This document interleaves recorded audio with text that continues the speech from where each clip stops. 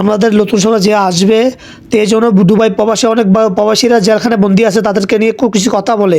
চলুন আমরা শুনি আমার সৌদি প্রবাসী বড় ভাই কি বলে। আসসালামু আলাইকুম আমার প্রিয় প্রবাসী ভাই এবং বোনেরা, আপনাদের সকলকে বিনত অনুরোধ করব, আপনাদের দুইটা করে পায়ে ধরবো।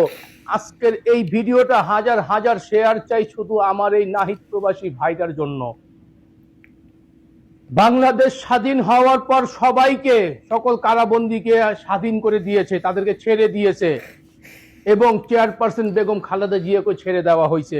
কিন্তু একবারের জন্য একটা মানুষও দুবাইতে যে কারাবন্দী প্রবাসীরা আছে তাদের কথা কেউ ভাবেনি, কেউ ভাববে না আমাদের জন্য। আমরা যে রেমিটেড যোদ্ধারা আছি না, আমাদের জন্য কেউ ভাববে না।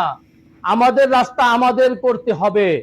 আমি বাংলাদেশের সকল ছাত্র সমাজকে বলবো, তোমরা যে বাংলাদেশটা স্বাধীন করেছো, তোমরা যতটুকু স্বাধীন করার জন্য অবদান রেখেছো, আমরা রেমিটেড যোদ্ধারা ততটুকু রেখেছি। আমরা শাটডাউন করেছি প্রত্যেকটা প্রবাসী বাংলাদেশে রেমিটেজ পাঠাবো না যতদিন পর্যন্ত ছাত্ররা ন্যায় বিচার না পাবে। তো আল্লাহর অশেষ রহমতে আলহামদুলিল্লাহ বাংলাদেশ স্বাধীন হয়েছে। এই স্বাধীন বাংলাদেশের সকলের স্বাধীনভাবে বাঁচার অধিকার আছে। এখন আমি আমার বাংলাদেশ, যিনি নতুন প্রধানমন্ত্রী হতে যাচ্ছেন ডক্টর ইউনূস স্যার, আমি আপনাকে শ্রদ্ধা এবং সম্মান রেখে একটা কথাই বলবো, যখন আপনি বাংলাদেশের সে শপথ গ্রহণ করবেন, শপথ গ্রহণ করার পরে যেন আপনার প্রথম কাজ থাকে দুবাই সরকারের সাথে কন্ট্যাক্ট করা। যারা কারাবন্দী অবস্থায় আছে তাদেরকে ছেড়ে দেওয়া, আপনাদের প্রথম কাজ থাকবে তাদেরকে ছেড়ে দেওয়া। কারণ এই যে অসহায় প্রবাসীরা এই প্রবাসের মাটিতে আন্দোলন করেছে শুধু নিজের মাতৃভূমি বাংলাদেশের জন্য। তারা নিজের কথা চিন্তা করেনি, তাদের পরিবারের কথা চিন্তা করেনি, তারা শুধু তাদের মাতৃভূমি বাংলাদেশের কথা চিন্তা করে তারা দূরপ্রবাসের মধ্যে দুবাই সরকারের আইন ভেঙেছে, সৌদি আরবের সরকারের আইন ভেঙেছে। সেই আইন ভঙ্গ করার কারণে দুবাই সরকার যাদেরকে কারাবন্দী করেছে তাদেরকে বের করার ব্যবস্থা আপনাদের করতে হবে। আমার প্রবাসী ভাইয়েরা, আপনারা যদি আমার সাথে একমত হন অবশ্যই ভিডিওটা বেশি পরিমাণ শেয়ার করেন।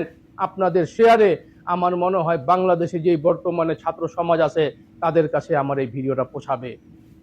আমি এই ছাত্র জনগণকে বলবো, আমার কলিজার ভাইয়েরা, তোমরা যেভাবে বাংলাদেশটাকে স্বাধীন করেছো, তোমাদের রক্তের বিনিময়ে আজকে বাংলাদেশ স্বাধীন হয়েছে। আর আমরা রেমিটেজ যোদ্ধারা রেমিটেজ বন্ধ করে বাংলাদেশের অর্থনীতি একেবারে ডাউন করে দিয়েছি। আমাদেরকে আবার বাধ্য করো না রেমিটেন্স না পাঠানোর জন্য। কারণ আমরা যদি ন্যায় বিচার না পাবো, আমাদের এই প্রবাসীদেরকে যদি ছাড়ানোর ব্যবস্থা না হয়, আমরা কিন্তু আবার রেমিটেন্স পাঠানোর জন্য শাটডাউন করব। কারণ আমি একজন রেমিটেন্স যোদ্ধা, প্রায় 20টা বছর এই দূরপ্রবাসের মধ্যে পার করতেছি। আমার কোনো প্রবাসী ভাই যদি কোনো কষ্ট হয় আমরা সহ্য করতে পারি না। আমরা এই প্রবাসীরা বাংলাদেশের মধ্যে এয়ারপোর্টে হয়রানি হই, এয়ারপোর্টের মধ্যে আমাদের লাকেজ কাটা হয়। কতবার আমরা বাংলাদেশ সরকারকে বলেছিলাম, কখনোই তারা পদক্ষেপ নেয়নি। যেহেতু আমাদের বাংলাদেশ নতুন করে স্বাধীন হয়েছে, স্বাধীনভাবে বলার আমাদের অধিকার আছে। এখনো যদি প্রবাসীদের যদি কোনো সমস্যার সমাধান না করা হয়, আমরা প্রবাসীরা শাটডাউন করতে আবার বাধ্য হব।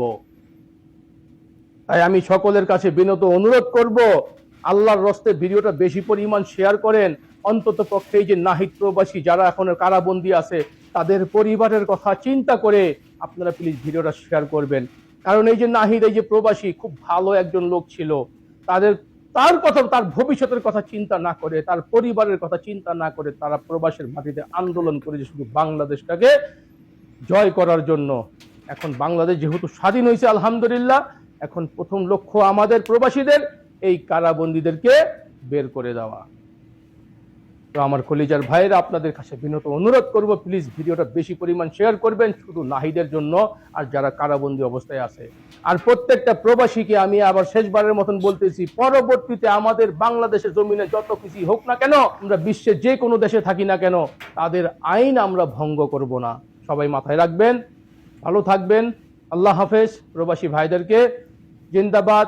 নতুন স্বাধীন বাংলাদেশের জন্য সবাইকে স্বাগতম জানাচ্ছি। সবাই মিলেমিশে আমরা এই বাংলাদেশটা গড়ব, সবাই মিলেমিশে থাকবো। হিংসা অহংকার ছেড়ে দিয়ে সবাই একত্রে মিলেমিশে বাংলাদেশ